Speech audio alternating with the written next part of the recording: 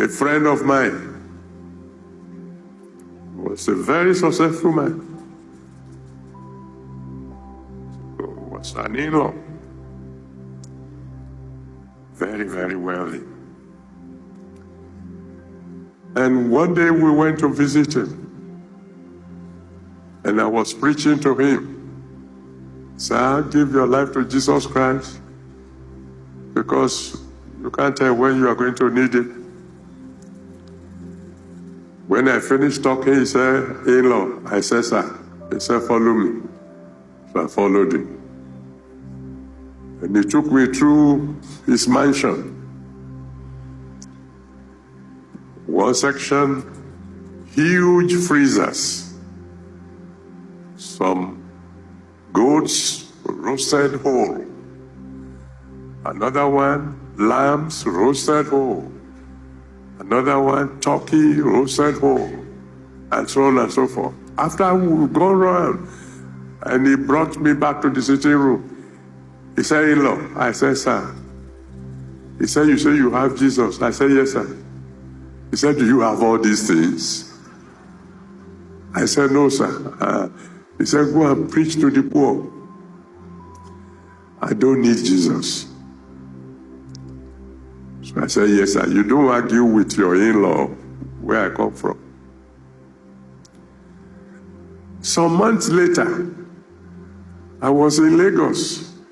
And I arrived from the university, and I saw somebody that looked like my in-law, looked like him. Because the last time I saw him, his cheeks were rosy, he was robust. But now, he has almost become skeleton.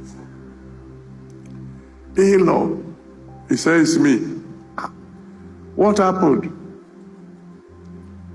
The treasurer of the company he works for colluded with the typist and one other other fellow.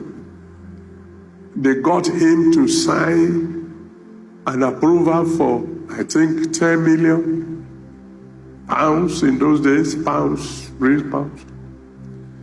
After he signed, they added 10.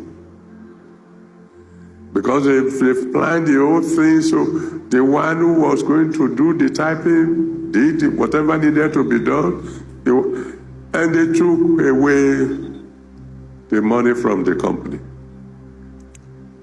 When it was discovered, the company said, Oga, this is your signature. He said, that is true.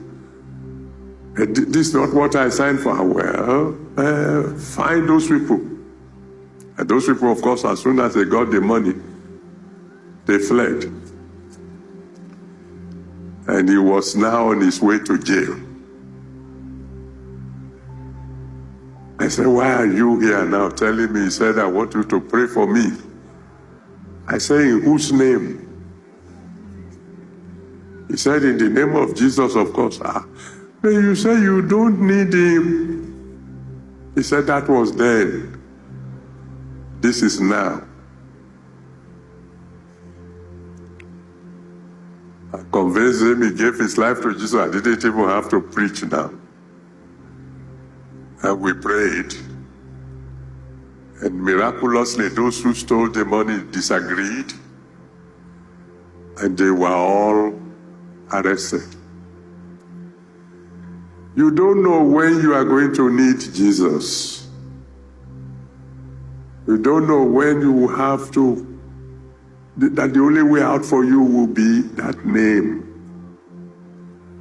If it's not already in your boat, when the storm comes, you will have a problem. The elders have a saying.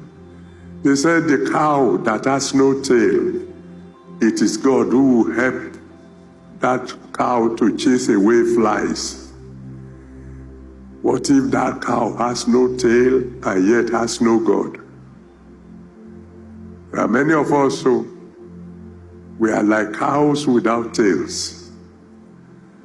When the crisis comes, the only one who can solve a problem is the one whose name you have been calling.